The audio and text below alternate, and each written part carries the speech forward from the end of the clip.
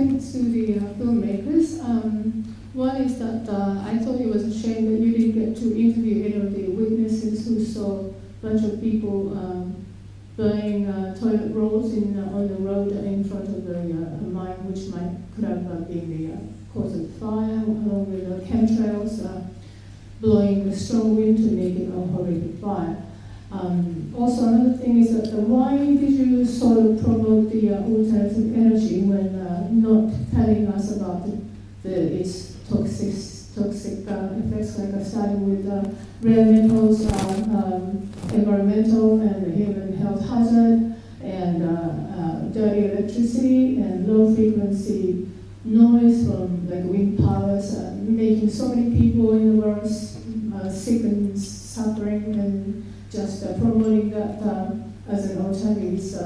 I don't think it's good at all, because many people don't know about this electromagnetic radiation, which is microwave weapons, can kill and damage our DNA and all the other things.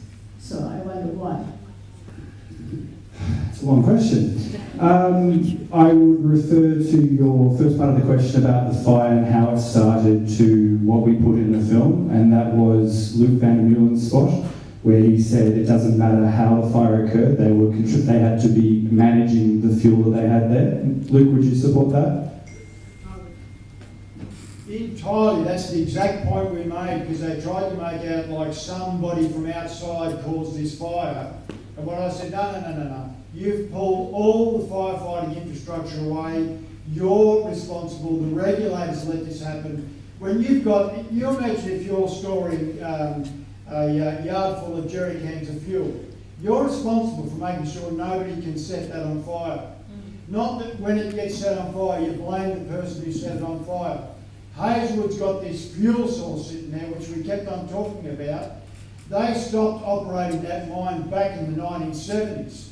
They should have been rehabilitating and surfacing that mine back then. And before they took all that firefighting infrastructure away, they should have ensured that nobody could ignite that fire. No good blaming the ignition. You're responsible for making sure it can't be ignited.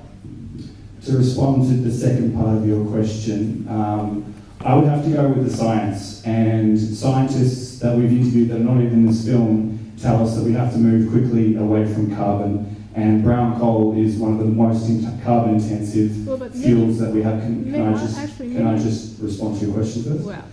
And we have to move away from it as quick as possible, and perhaps you and I can swap some peer review papers outside and talk about the technologies. Many scientists who are not bought by money are warning us, especially when the 5G is coming, and then that's genocide, many people are saying, experts are saying, and then people don't know about it.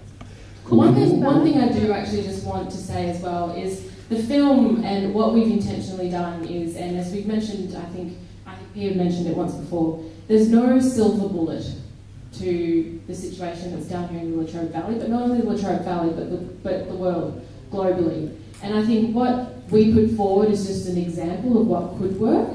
And I think, the point of these Q&As and the point of the film is to encourage people to talk about what could be next. So if, there's something else that you think that could work, by all means, chat to one of us after the Q&A, or chat to someone on the panel. And I think, we just want to encourage discussion of what could be. We're not saying that that is the only answer.